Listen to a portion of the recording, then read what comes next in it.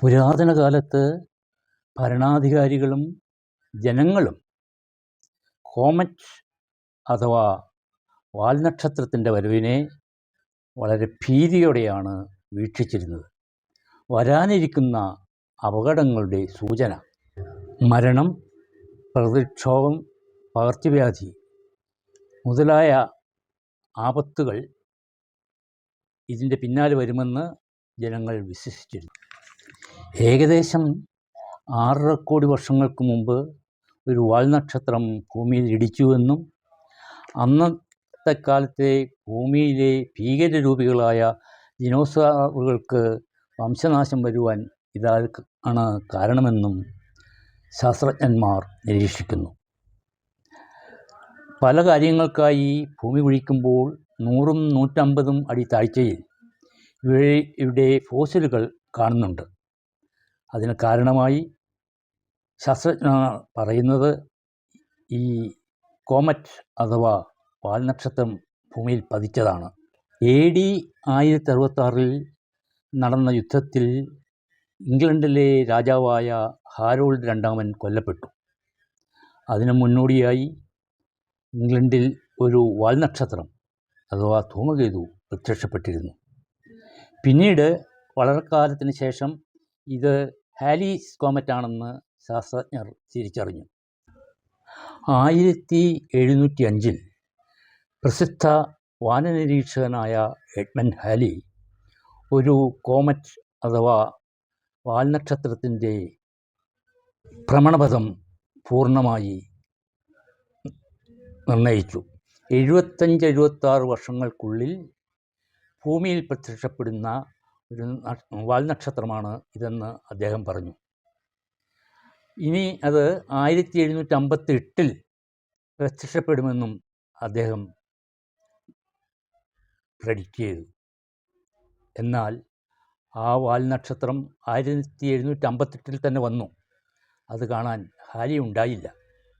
അത് കാരണം അന്നത്തെ പ്രസിദ്ധരായ വാനനിരീക്ഷകർ ചേർന്ന് ആ കോമറ്റിന് അഥവാ വാൽനക്ഷത്രത്തിന് ഹാലീസ് കോമറ്റ് എന്ന് പേരിട്ടു. അവസാനമായി ഹാലി കോമറ്റ് ഭൂമിയിൽ പ്രത്യക്ഷപ്പെട്ടത് 1986 അടുത്തതായി ഭൂമിയിൽ പ്രത്യക്ഷപ്പെടുന്നത് 2061 ഹാലി കോമറ്റിനെ 2 പ്രാവശ്യം കാണുവാനുള്ള ഭാഗ്യം അപൂർവം ചിലർക്ക് മാത്രമേ സിദ്ധിക്കുകയുള്ളൂ. ഐസും പൊടിപടലങ്ങളും കാർബൺ ഡൈ ഓക്സൈഡും മീഥൈനും അമോണിയയും ഒക്കെ ചേർന്നതാണ് മിക്ക കോമറ്റുകളും.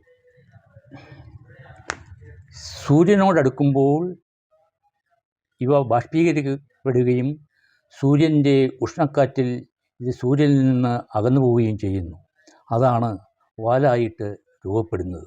AD 54 മുതൽ 68 വരെ ചക്രവർത്തിയായിരുന്ന റോമിലെ നീറോ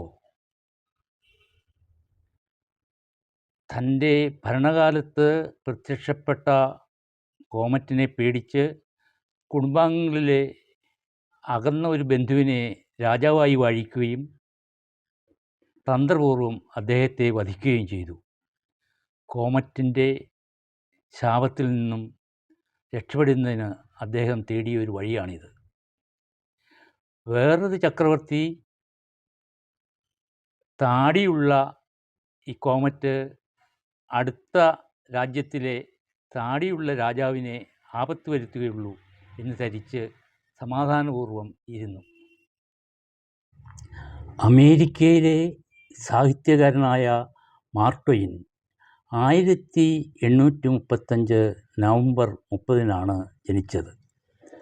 അദ്ദേഹം ജനിച്ചപ്പോൾ ഒരു വാൽനക്ഷത്രം പ്രത്യക്ഷപ്പെട്ടു. അത് ഹാലീസ് കോമറ്റായിരുന്നു. ഹാരിയുടെ കൂടെ വന്ന ഞാൻ ഹാരിയുടെ കൂടെ തന്നെ പോകുമെന്ന് അദ്ദേഹം കൂടെ പറയുമായിരുന്നു. അത് സംഭവിച്ചു.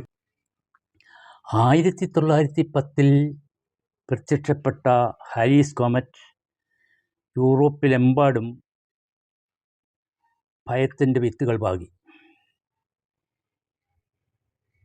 ഈ കോമറ്റിൻ്റെ വാലിൽ വിഷമുണ്ടെന്നും അത് ഭൂമിയിലെ ആൾക്കാരെ ബാധിക്കുമെന്നും ഒരു വിശ്വാസം യൂറോപ്പ് മുഴുവൻ പടർന്നു. അതിൻ്റെ ഫലമായി ഗ്യാസ് മാസ്കും കോമറ്റ് പിൽസും ധാരാളം വിറ്റഴിഞ്ഞു. അന്ന് BC 44 ജൂലിയസ് സീസർ കൊല്ലപ്പെട്ടതിന് ശേഷം ആകാശത്ത് ഒരു വാൽനക്ഷത്രം പ്രത്യക്ഷപ്പെട്ടു. ഇത് ജൂലിയസ് സീസറാണെന്ന് റോമാക്കാർ വിശ്വസിച്ചു.